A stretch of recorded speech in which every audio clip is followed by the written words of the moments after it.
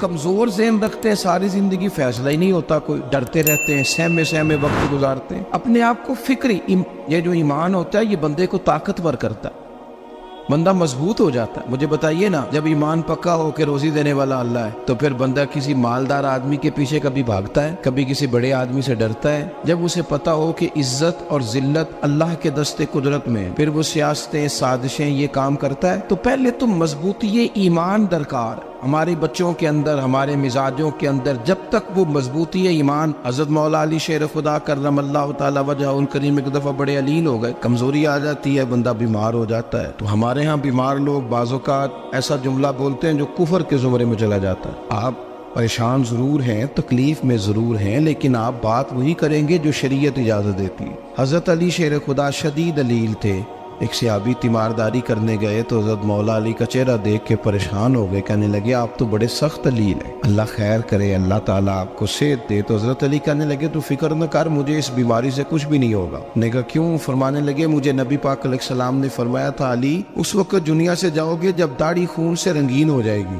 تو اس کا مطلب ہے میں خنجر کے وار کے ساتھ شہید کیا جاؤں گا، میں بیماری سے دنیا میں نہیں جاؤں گا، میں یہ بیماری سے مجھے کچھ بھی نہیں ہوگا، اللہ مجھے شفا دے دے گا، چونکہ حضور نے فرمایا کہ ساڈے نبی دی زبان ساڈے واسطے قرآن۔ تو سب سے پہلے تو اپنے ایمان کے اندر، توکل کے اندر مضبوطی پیدا کرے۔ مسلمان دیکھو نا، نماز پڑھنے سے روزی میں برکت ہوتی ہے، تو پھر اس کا مطلب یہ ہے کہ جب ٹائم آئے نا نماز کا تو گاہک جتنے مرضی کھڑے ہوں پھر دکان بند کرنی چاہیے، پھر نماز پڑھنی چاہیے، کیونکہ روزی تو اللہ نے دینی ہے، گاہکوں نے تو دینی۔ تو سب سے پہلے ضروری ہے مضبوطی ایمان، توکل، اللہ کی ذات پر بھروسہ۔ آپ کبھی میدان کربلا کا پورا نقشہ اپنے سامنے رکھیں نا، دو چیزیں ہیں، امام حسین کو نظر آ رہا ہے اب شہادت ہو جائے گی، اتنی بڑی فوج آئی ہے، خدا کی حکمت کے تقاضے سمجھ میں آ رہے ہیں، حالات کیا ہوں گے سمجھ آ رہی، پر ایک لمحے کے لیے بھی ان کا توکل کمزور نہیں ہوا۔ اپنے رب پر جو مضبوط بھروسہ ہے، سیدہ طیبہ طاہرہ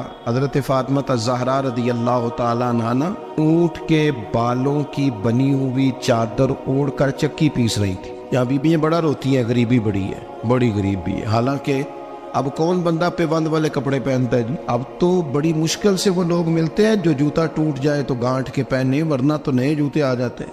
حضرت سیدہ پاک اونٹ کے بالوں کی بنی ہوئی چادر اوڑھ کے چکی پیس رہی تھی۔ نبی پاک صلی اللہ علیہ وسلم نے دیکھا، آنکھوں میں آنسو ضرور آئے، پر محبوب نے فرمایا فاطمہ دنیا میں تھوڑی سی تکلیف برداشت کرو، قیامت کی ساری عزت اللہ آپ کو ہی عطا فرمائے گا۔ تو توکل کی مضبوطی، اللہ کی ذات پر بھروسہ، اپنے رب کریم کے ساتھ امیدوں کا وابستہ کرنا، اس سے مضبوطی آئے۔ دوسرا فرمایا وَعَمِلُوا الصَّالِحَاتِ، بہترین عمل کیا جائے زندگی میں، نیک اعمال کیے جائے، وقت ضائع نہ کیا جائے، ہر وقت کوئی نہ کوئی کام بندہ کرتا رہے۔ یہاں بہت سارے لوگ ہیں جن کو لوگ نیک کہنا شروع کر دیتے ہیں نا، وہ سمجھ لیتے ہیں شاید ہم سچی مچی نیک ہیں۔ لوگ جو کہتے ہیں حضرت صاحب کی بلا، پیر صاحب کی بلا، میں یہ طالب علموں کو، دوستوں کو، بلکہ اپنے آپ کو بھی کئی دفعہ کہتا رہتا ہوں، اپنے آپ کو سمجھاتا ہوں کہ یہ لوگ تجھے کہہ رہے ہیں حضرت صاحب، یہ تو رات کو تو اپنے آپ سے پوچھنا، اپنے رب سے پوچھ، کبھی موقع ملے تو اپنی گریبان میں جھانک، غور کر کے تیری کیفیت کیا ہے، تنہائی میں تیرا دل اللہ سے جڑتا ہے کہ نہیں، عبادت میں دل لگتا ہے کہ نہیں،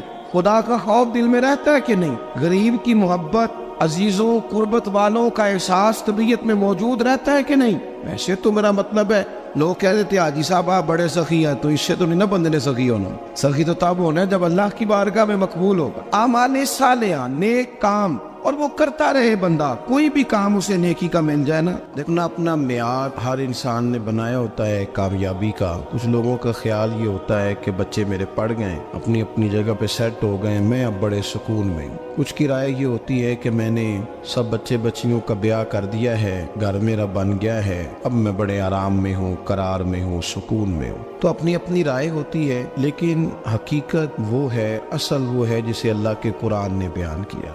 اللہ کریم نے فرمایا والعصر، اے محبوب علیہ السلام ہمیں آپ کے زمانہ مبارکہ کی قسم ہو، ان الانسان لفی خسر، فرمایا بے شک انسان خسارے میں، نقصان میں۔ اپنے تئیں کوئی دعویٰ کر لیتا ہے، آپ دیکھتے ہیں کہ بہت سارے لوگوں کے دعوے اپنے اپنے ہوتے ہیں نا۔ کسی بھی طالب علم سے آپ پوچھیں پیپر دے کے آئے تو پیپر کیسا ہوا ہے، تو کیا کہتا ہے؟ جب کینڈیڈیٹ الیکشن لڑتے ہیں تو رات کو جب وہ سوتے ہیں تو سارے جیت کے ہی سوتے ہیں، ان کو سب یہی کہتے ہیں کہ لوگ سارے تیرے ساتھ ہی ہیں. حالات یہ جتنے بادشاہ حکمران ہوتے ہیں ان کے بگڑنے کی بنیادی وجہ ہوتی ہے کہ یہ خوش فہمیوں میں مبتلا ہوتے ہیں. ہم میں سے بھی ڈھیر سارے لوگ ہیں جو خوش فہمیوں میں مبتلا ہیں. کچھ کہتے ہیں جناب ہماری نسبت بڑی تگڑی ہے. بھئی نسبت تو امام حسین سے تگڑی تو کسی کی نہیں نا. تو ساری رات نماز پڑھتے تھے, روزے رکھتے تھے, اللہ کو یاد کرتے تھے. آپ خالی نسبت پر بیٹھ کر عمل چھوڑ جائیں تو یہ کیسے ممکن ہے؟ تو اپنے اپنے تئیں لوگوں نے معیار کامیابی کے قائم کر لیے ہیں. اللہ فرماتا ہے کہ محبوب مجھے قسم ہو زمانے کی انسان نقصان میں. یہ دن بدن جو وقت گزار رہا ہے تو اس کا نقصان, اس کا خسارہ, اس کا گھاٹا بڑھتا جا رہا ہے. روز نقصان میں کتنا کتنا عمر کا حصہ لوگوں نے ضائع کر دیا. کتنے کتنے بہترین لوگ تھے لیکن روزی روٹی کے پیچھے وقت سارا برباد ہو گیا. یہ رزق حلال کے لیے دوڑ دھوپ ہو وہ تو بڑی بات, لیکن تکبر کے لیے اور خواہشات, بیجا خواہشات کی تکمیل کے لیے, ایک دوسرے سے آگے بڑھنے کے لیے بڑا وقت ضائع کیا لوگوں. اچھا کوئی بھی نہیں جیتا, خاندانوں میں بھی کوئی نہیں جیتا, برادریوں میں بھی کوئی نہیں جیتا, پر لڑائی ساری زندگی کی ہے. میں نے آگے گزرنا, میں نے آگے, حالانکہ کوئی کسی کو جیتنے دیتا ہی نہیں. اپنے اپنے تئیں لوگوں نے معیار قائم کیے کامیابی کے. اللہ فرماتے ہیں بے شک انسان نقصان میں ہے, لیکن جس میں 4 خوبیاں پائی جائیں اللہ کا قرآن کہتا ہے وہ بندہ کامیاب ہو. کون کون سی؟ الا الذین آمنوا. سب نقصان میں نہیں سوائے ان لوگوں کے جو ایمان لائے. سب سے پہلے کیا کرے؟ ایمان ہو اس کے پاس, مضبوط ایمان. وعملوا الصالحات, اور ایمان بھی لائے اور نیک کام بھی کرے. اور صرف نیک کام نہ کرے, وَتَوَاصَوْا بِالْحَقِّ, لوگوں کو حق بات کی نصیحت بھی کرے. اور ظاہر ہے سچ بولے گا, حق بولے گا تو بڑے لوگوں کے مفادات کو ٹھیس پہنچے گی, کچھ لوگوں کو تکلیف بھی ہوگی. تو اب جب تکلیف ہوگی تو پھر مصیبت بھی آئے گی. تو اگر حق بات کہنی ہے تو پھر کیا کرے؟ وَتَوَاصَوْا بِالصَّبْرِ, اور ایک دوسرے کو صبر کی بھی وصیت کرے. 4 چیزیں پائی جائیں, ایمان, اعمال صالحہ, حق کی نصیحت, اس رستے میں آنے والی تکلیف پر صبر. اگر یہ 4 چیزیں میسر آتی ہیں تو اللہ کا قرآن کہتا ہے بندہ کامیاب ہے. اور اگر یہ 4 چیزیں نہیں تو پھر کوئی بندہ جتنا مرضی دعویٰ کرے, جتنا مرضی شور کرے, جتنا مرضی اعلان کرے, وہ کامیاب ہو سکتا. سب سے پہلے تو اپنا ایمان پکا کرے. یہ جو کچی پکی باتیں کرتے ہیں نا لوگ, مسلمان جو ہوتا ہے نا, مسلمان وہ لاوارث نہیں ہوتا, وہ وارث والا ہوتا ہے. اس کا رب ہر وقت اپنی رحمت سے اس کی حفاظت کرتا ہے. مسلمان ہر وقت نبی پاک علیہ السلام کے نگاہ کرم میں رہتا ہے. اسے کمزور باتیں نہیں کرنی چاہیے کہ میرے کو پیچھے چڑھ گیا تو پتہ نہیں کیا ہو جائے گا, برادری مخالف ہو گئی تو پتہ نہیں کیا ہو جائے گا, سچ بول دوں گا تو لوگ پتہ نہیں مجھے مار دیں گے. ایسا ہو نہیں سکتا. چھری حضرت ابراہیم چلائے بھی نا تو حضرت اسماعیل کے حلق پہ چلنا اس نے تب بھی ہے جب اللہ حکم کرے گا. تو اللہ کی حکمت ہوگی, حکمت الہی ہوتی ہے تو کوئی کام ہوتا ہے, ورنہ ہوتا. تو اپنی طبیعت میں مضبوط ایمان, توکل, اللہ پہ بھروسہ, مضبوطی افکار کی, کچی باتیں نہیں. دیکھو نبی پاک صلی اللہ تعالی علیہ وسلم نے فرمایا نیکی کو کبھی حقیر نہیں سمجھنا, کبھی حقارت سے نہیں نیکی کرنی کہ یہ بڑی چھوٹی ہے تو میں اس کو کروں. اب فرمایا کبھی حقیر نہ سمجھنا, نیکی کا کام جو بھی ملے کر دینا. فرمایا اگر بھائی سے مسکرا کے ملو گے بنا تو اس پر بھی اللہ تمہیں صدقے کا ثواب عطا کرے گا. ہم تو اس دین سے کے ماننے والے ہیں جو کہتے ہیں تو گلی سے روڑا اٹھا دے, کانٹا اٹھا دے, کسی کی تکلیف دور کر دے, کسی اس پر گنجائش کر دے, کسی کے لیے آسانی کر دے. جو بھی خیر کا کام میسر آئے پورے دن میں اسے چھوڑے نہیں.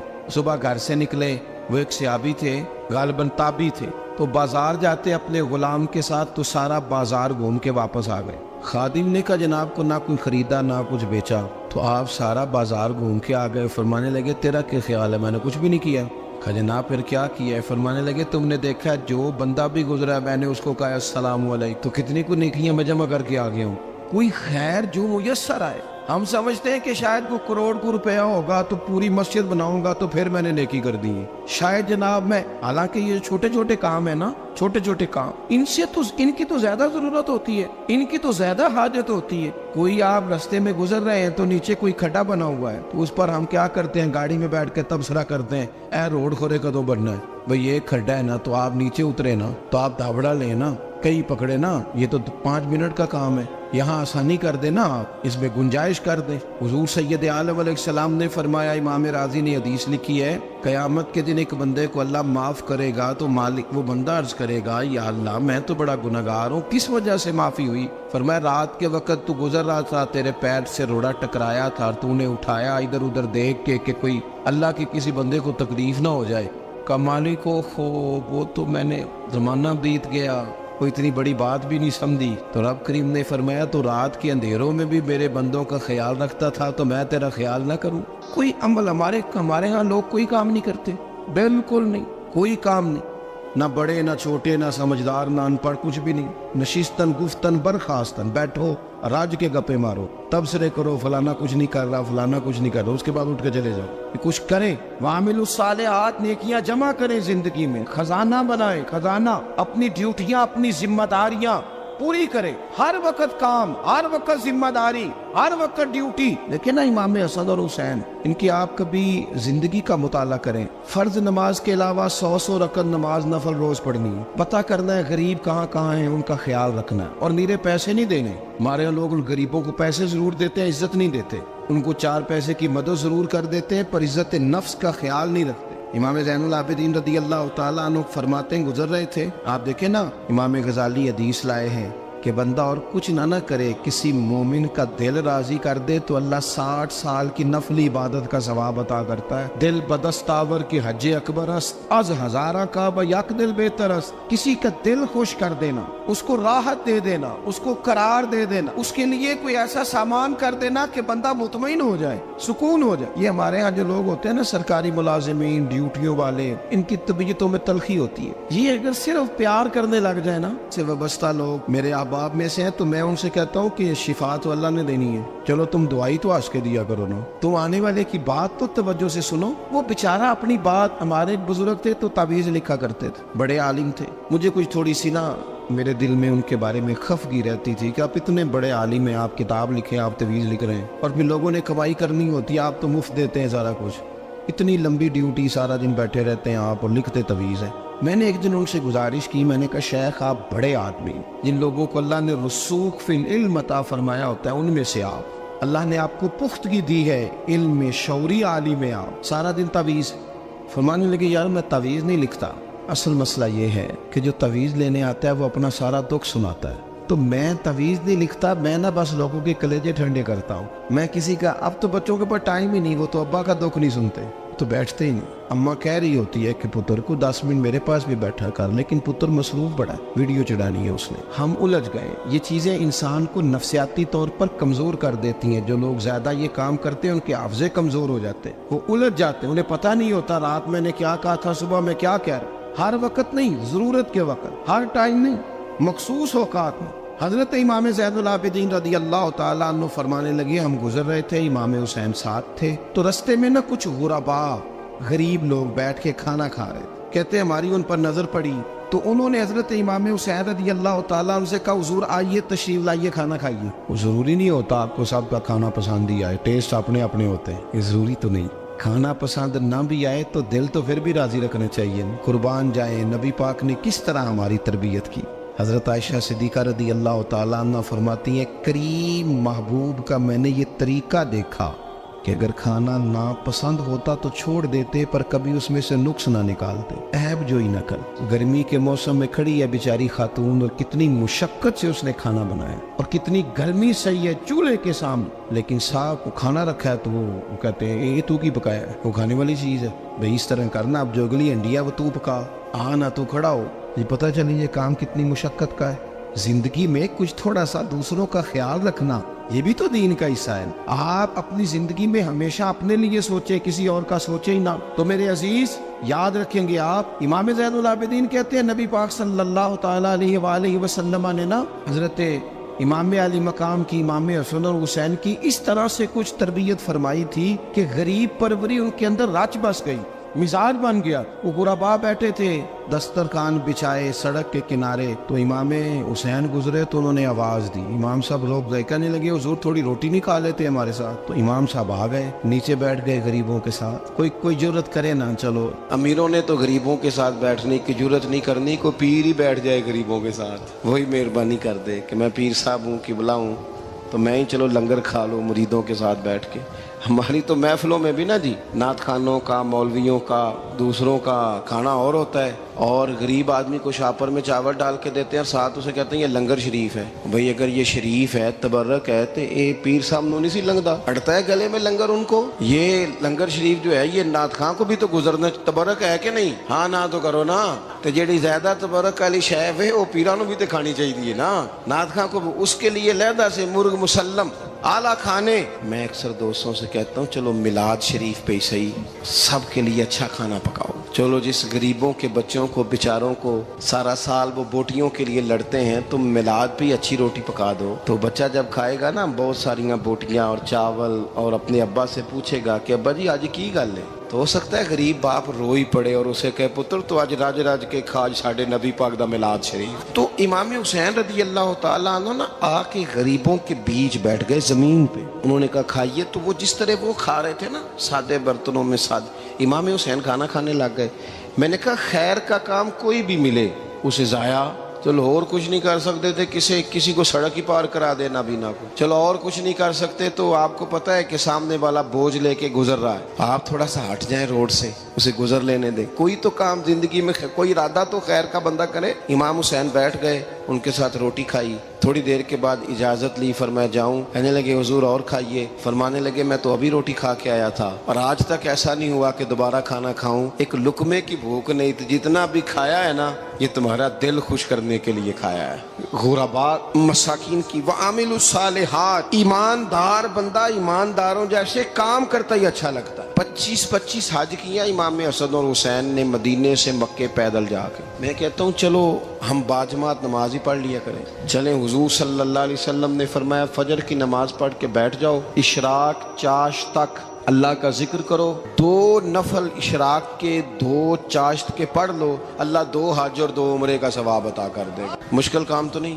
اہل بیت نے ہمیں سبق یہ پڑھایا ہے, حضور کے اصحاب نے ہمیں سبق یہ پڑھایا. تیسری بات فرمایا وَتَوَاصَوْا بِالْحَقِّ, صرف یہ نہیں کہ تم نماز پڑھ کے تو بیٹھ جاؤ, تم نے نا بے نمازی کو نماز کی دعوت بھی دینی ہے. مظلوم پر ظلم ہوتا رہے اور کونے میں چپ کر کے بیٹھے نہیں رہنا, بلکہ اگر ہاتھ پکڑا جا سکتا ہے تو ظالم کا ہاتھ پکڑنا ہے. نبی پاک علیہ الصلوۃ والسلام نے فرمایا اپنے بھائی کی مدد کرو چاہے وہ ظالم ہو یا مظلوم ہو, بھائی کی مدد کرو چاہے ظالم ہو یا مظلوم ہو. تو صحابہ نے عرض کی یا رسول اللہ صلی اللہ تعالیٰ علیہ وسلم یہ مظلوم کی مدد تو سمجھ میں آتی ہے, یہ ظالم کی مدد کیسے کریں؟ نہیں سمجھ آ رہی ہے آپ کو بات؟ یا رسول اللہ صلی اللہ تعالیٰ علیہ وسلم مظلوم کے ساتھ کھڑا ہونا تو ہماری عقل میں آ گیا, تو ظالم کی مدد کیسے کرنی ہے؟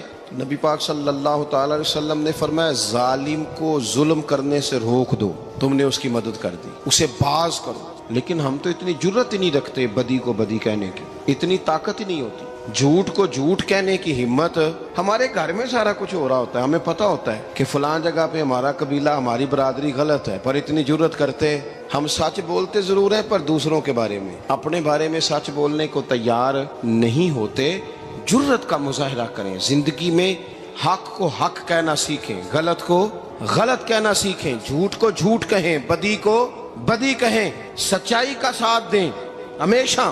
ہم نے جب تک دیکھو نا ظلم ہوتا رہے, زیادتی ہوتی رہے, اپنا دروازہ اندر سے بند کر لو, پتر باہر نہ جانا. کیوں جی؟ باہر اس پہ ظلم ہو رہا ہے, ان کے گھر آگ لگی ہے, کوئی ہمارے گھر تو نہیں نہ لگی. یاد رکھنا پڑوسیوں کی آگ نہ بجھاؤ گے تو اپنے گھر بھی آ جائے گی. اگر مظلوم کا ہاتھ نہیں پکڑو گے تو ظالم دلیر ہو جائے گا. اور ہمارے جتنے بھی بزرگ گزرے انہوں نے ظالموں کو ظالم کہا.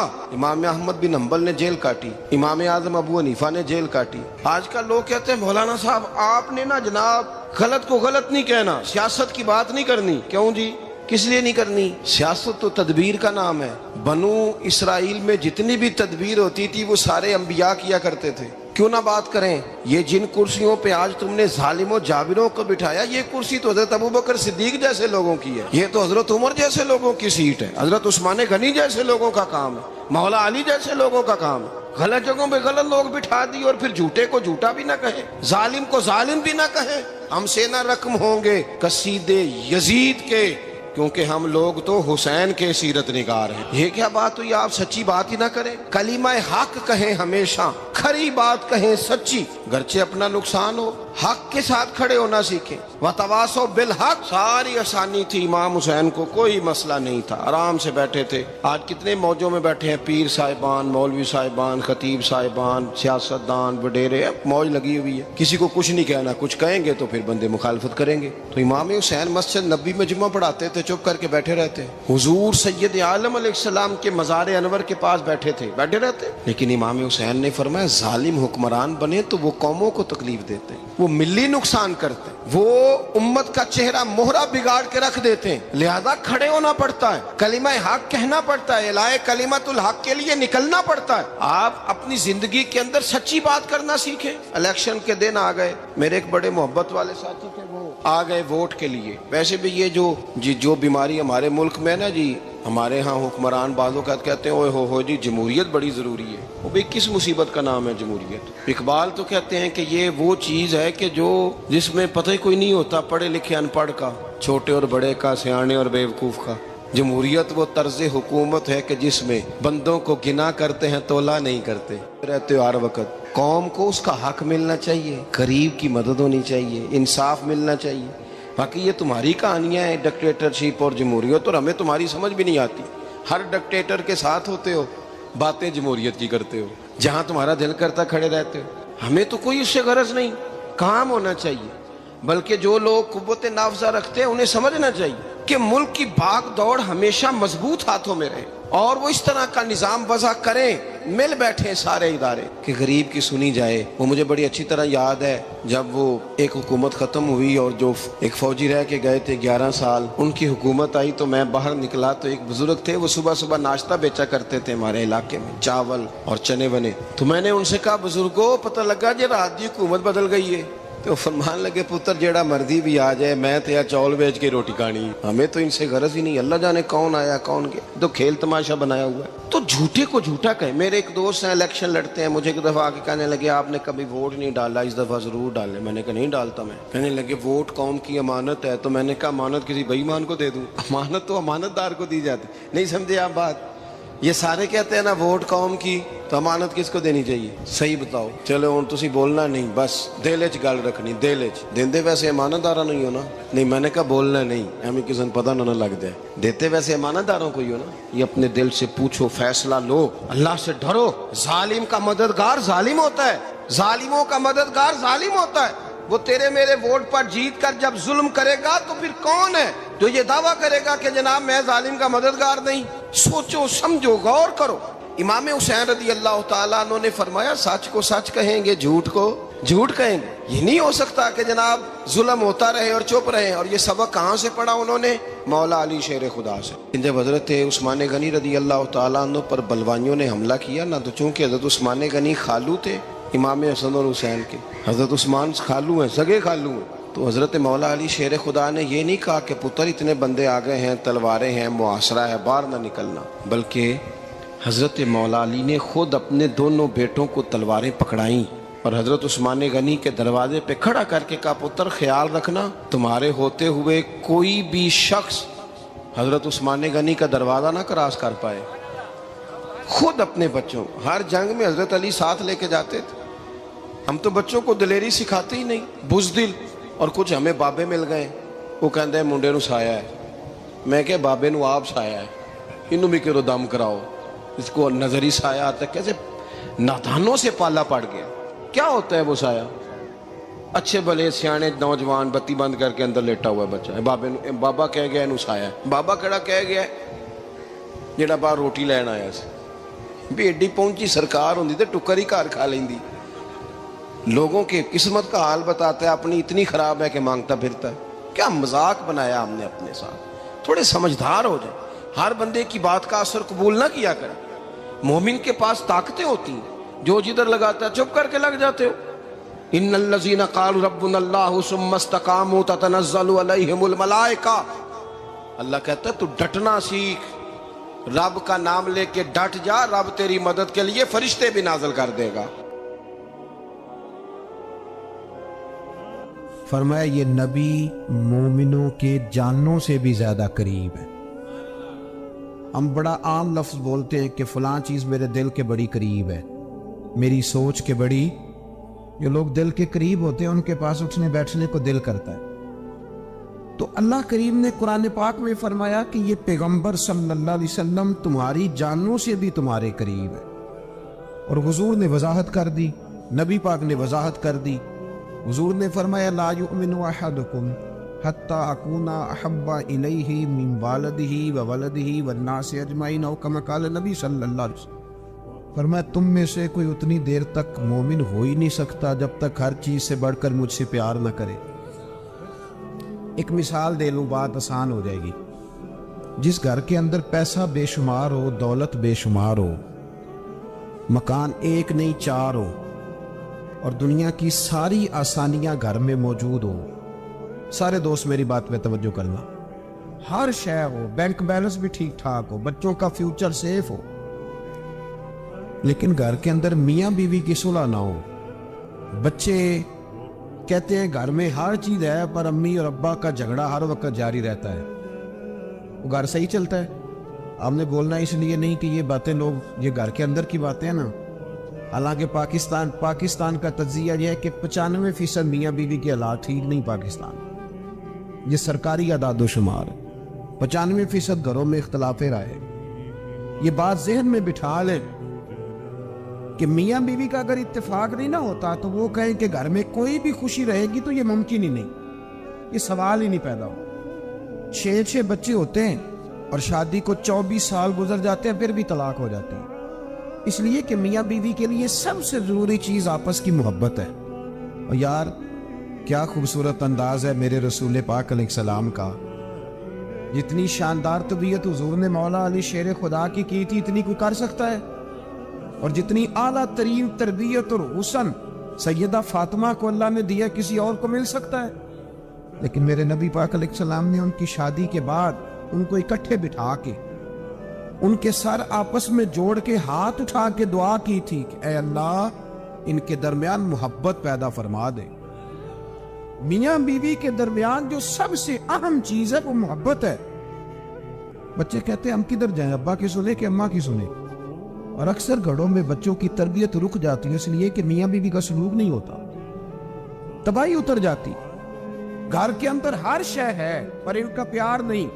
پتہ یہ چلا کہ گھر میں محبت نہ ہو تو گھر نہیں چلتا. اگر محبت کے بغیر ایک گھر نہیں چل سکتا تو محبت مصطفیٰ کے بغیر دین کیسے چلے گا؟ گھر نہیں چلتا میرے بھائی, ٹوٹ جاتا ہے, بکھر جاتا ہے. سارا کچھ ہونے کے باوجود میں نے مردوں کو روتے ہوئے دیکھا ہے, عورتیں